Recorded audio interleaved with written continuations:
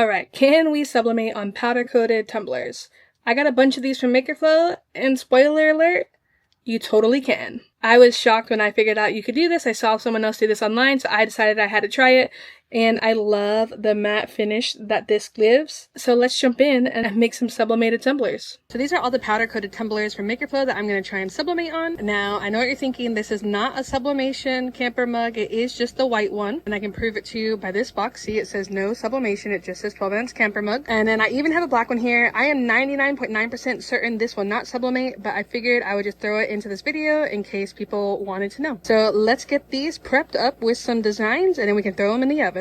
All right, we're gonna start with this 40 ounce one first. Now, again, I have no idea if this is gonna work or not. It looks like my image might be a little bit too big, and that is okay. Well, I did not do the sizing correctly on this. So when you are taping sublimation designs, you wanna make sure you're pulling it towards you with the tape to make it nice and tight. Now, I do think this is gonna work. I think because of my inability to correctly size things, the cup is going to look like a hot mess, but I'm pretty confident that it is going to do what we want it to do. Shout out to my left-handed scissors for coming in clutch. I really should have trimmed that one too, but too late. Don't be lazy like me, guys. Let's throw this one into the oven. All right, let's do this wine glass next. This one I think is going to turn out really good. So I want to make sure these are getting really pushed down. Make sure that seam is pressed nice and tightly. Now, I do have to say, I'm not the best at sublimation, so this is gonna be a very interesting project for all of us, guys. Hopefully, no ghosting happens, because we got no room for ghosting. I don't have the Ghostbusters phone number. All right, that one looks good as well. All right, so now as I stated before, this is just a powder coated tumbler. This is not a sublimation one. So I did pull out another one just to prove to you guys. We're gonna do this fun sisters graphic from my favorite Christmas movie. And right-handed people hold it this way. So this is what we will do. So I'm just putting a little piece of tape here just to kind of hold it in place. You wanna be pulling that transfer tight with the tape. I love using MakerFlo's thicker tape for this. It makes my life so easy. Now, I think all of them are going to work out really well. The only one I'm unsure about is the glossy one. All right, so our oven is ready to go, and we'll just shove that in there. And then now it's going to do its thing, and it's going to toast up our cup nicely. All right, we are about halfway through, so I am going to just trim this a little bit. That way it has a better chance of actually working. Alright, so this is done, and you can see that the ink has seeped through the paper, so it should have transferred pretty well.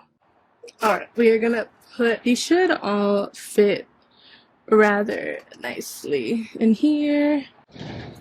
So you can fit about 4 things in there. Alright, this batch has ended, so we can pull them out. And you can see the ink has transferred. So that means these have, so I think these have probably sublimated very nicely. All right, so now we just got one more batch to do. Still unsure if the glossy one is gonna work. All right, but now you can put these in. I don't know if this is too tall. This one might be too tall.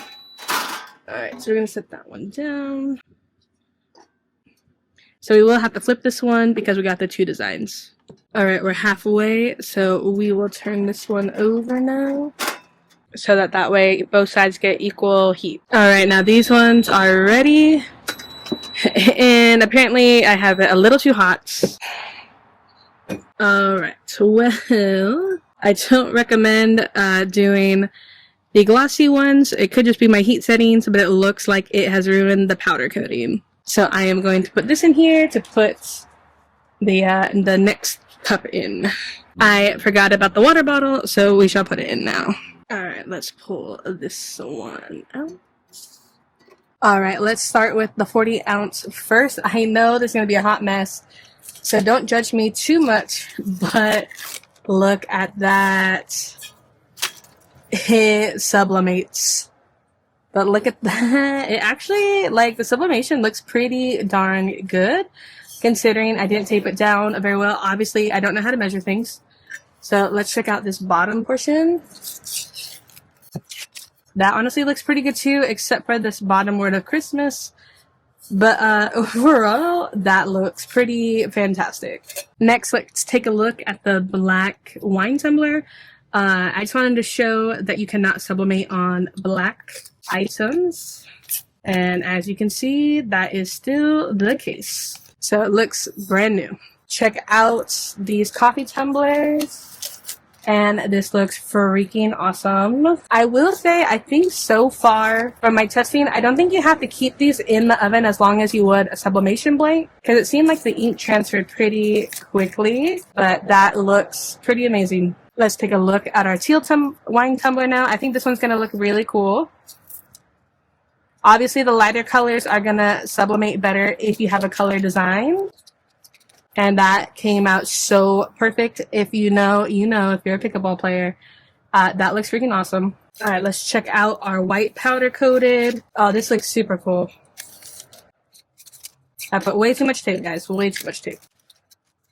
All right, and that looks really nice. All right, now let's take a look at this poor, glossy 20-ounce tumbler.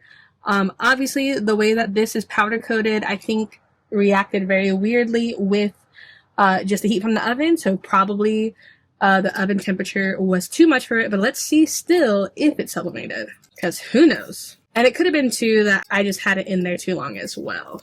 And it could be that the paper will just be stuck on there forever.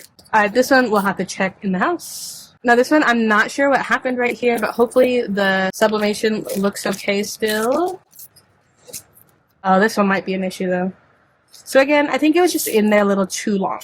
I'm not sure if it was the tape that was starting to catch fire a little bit or what, but I think we can scrub it out.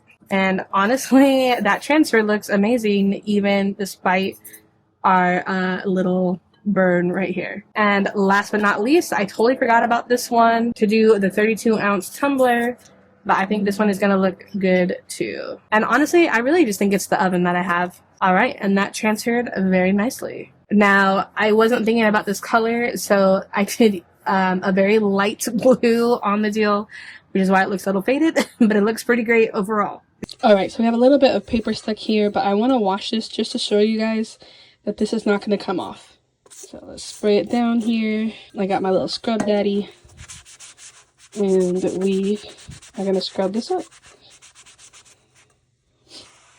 And look at that, I'm scrubbing, and nothing is coming off.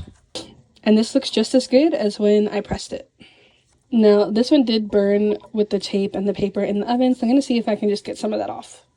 But again, this one also sublimated very nicely.